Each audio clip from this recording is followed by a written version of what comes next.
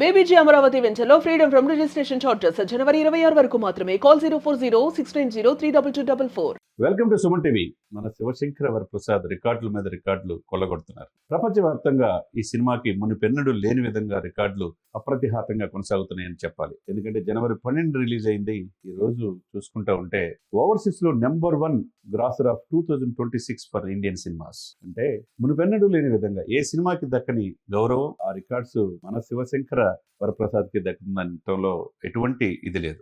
మరి ఈ రోజు వరకు చూసుకుంటే 10 రోజులు. నిన్న 9వ రోజుకే ఆడియన్స్ చాయిస్ పాయింట్ ఆఫ్ వ్యూలో కంప్లీట్ థియేటర్స్ అన్ని ఫుల్ అయిపోయినాయి.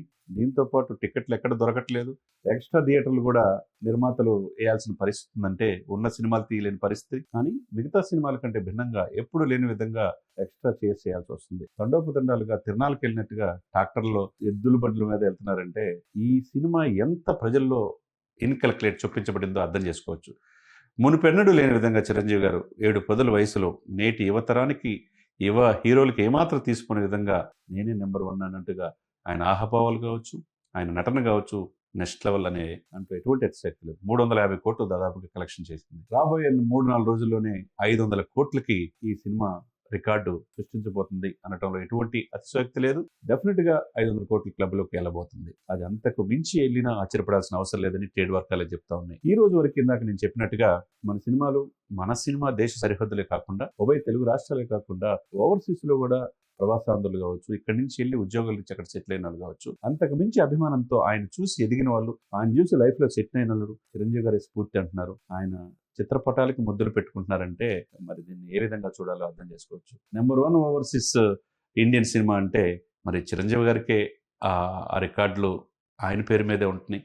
రోజు రోజుకు ఒక రికార్డు సృష్టిస్తున్నారు. మొన్న RRR కలెక్షన్స్ దాటారు, పుష్ప 2 దాటారు. ఇప్పుడు 9 రోజులైనా 2వ వారం అయినా చెక్కు చెదరని అభిమానం. థియేటర్లన్నీ కూడా హౌస్ఫుల్ కలెక్షన్స్. అంటే ఇక్కడ లేదు అక్కడ లేదని ఎందెందు వెతికినా ఏ థియేటర్లో చూసినా మన శివశంకర వరప్రసాద్ అంటే దాన్ని బట్టి అర్థం చేసుకోవచ్చు. ఎక్కువ సీట్లు ఫిలప్ అవ్వటం కావచ్చు, థియేటర్లు ఎక్కువ పెరగటం కావచ్చు, అన్ని కూడా మన శంకర వరప్రసాద్కే దక్కింది మిగతా సినిమాలు అన్నిటికంటే. అంటే దాన్ని బట్టి ఏ విధంగా ఈ సినిమా వెళ్తుందో కూడా ఫాస్టెస్ట్ గోయింగ్ సినిమాగా మన శివశంకర వరప్రసాద్ చూడొచ్చు. అదే సమయంలో నిన్ననే అభిమానులకి అభినందన తెలియజేస్తా. నేను ఇంతకాలం నన్ను ఆదరించిన మీకంటే అవార్డులు ముఖ్యం కాదని చెప్పారు, ఈ కలెక్షన్స్ ముఖ్యం కాదని చెప్పారు. అభిమానాన్ని చాటుకున్నాడు. అభిమానులందరూ కూడా చాలా హ్యాపీగా ఫీల్ అయ్యారు. చిరంజీవి గారి నుంచి చాలా రోజుల తర్వాత ఆయన అన్నిట్లో కళ్ళమటి నీళ్లు తెప్పించే సన్నివేశాలు కావచ్చు, డ్యాన్సులు కావచ్చు, తర్వాత ఫైట్స్ కావచ్చు, ఆహభావాలు కావచ్చు, ఇది చిరంజీవి గారిలో కావాల్సింది. మరి వెంటనే బాబీ సినిమా స్టార్ట్ అవబోతుంది. శ్రీకాంత్ వదిలే సినిమా కూడా స్టార్ట్ అవుతుంది. సమ్మర్ లో విశ్వంబర కూడా రాబోతుంది. మరి ఏ మాత్రం తీసుకునే విధంగా సంవత్సరం 2-3 సినిమాలు రిలీజ్ అయ్యే పరిస్థితిలో నెక్స్ట్ సంక్రాంతి కూడా నాదే అన్నట్టు చిరంజీవి గారు ఉన్నారు.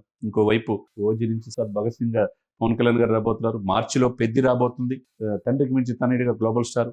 మరి ఈ పోటీ ఎవరి మధ్య అంటే మెగా ఫ్యామిలీ మధ్య అన్నట్టు కనపడుతుంది. ఒకవైపు పవన్ కళ్యాణ్ గారు, ఒకవైపు రామ్ చరణ్, ఒకవైపు చిరంజీవి గారు. మన శివశంకర వరప్రసాద్ సృష్టించిన సునామీ చరిత్రలో నిలిచిపోతుందంటలో ఎటువంటి ఇది లేదు. కాబట్టి ఈ రికార్డు 500 కోట్ల దాటి వెళ్ళినా 600 కోట్లకి వెళ్ళినా ఆశ్చర్యపడాల్సిన అవసరం లేదని చెప్పేసి అందరూ చెప్తున్నమాట. ఏదేమైనా కానీ చిరంజీవి గారు next journey, next boss is back అని చెప్పి ఒకవైపు అల్లు అర్జున్ గారు కూడా చెప్పారు. బ్లాక్ బస్టర్ కాదు బాస్ బ్లస్టర్ అని చెప్పేసి ఆయన చెప్పారు. చాలా మంది అగ్ర హీరోలు కూడా ఆయనే మాకు స్ఫూర్తి అంటున్నారంటే నెక్స్ట్ కలెక్షన్ చేసి 100 కోట్లు దాటిన అనగనగా ఒక రాజు హీరో నవీన్ పొలిశెట్టి కూడా చిరంజీవి గారే మా గురువు గారు మా స్ఫూర్తి అంటున్నారంటే నేటి తరాన్ని ఏ విధంగా ఆయన మార్గదర్శిగా నిలిచాడో దీన్ని బట్టి అర్థం చేసుకోవచ్చు. ఏదేమైనా కానీ చరిత్రలో నిలిచిపోయి సకుటుంబ సపరివార సమేతంగా కుటుంబాలన్నీ కూడా తరలి వెళ్ళి నెక్స్ట్ మళ్ళా చూద్దామన్న ఆలోచన మన శంకర వరప్రసాద్ గారు ప్రజలందరిలో తీసుకొచ్చారనేది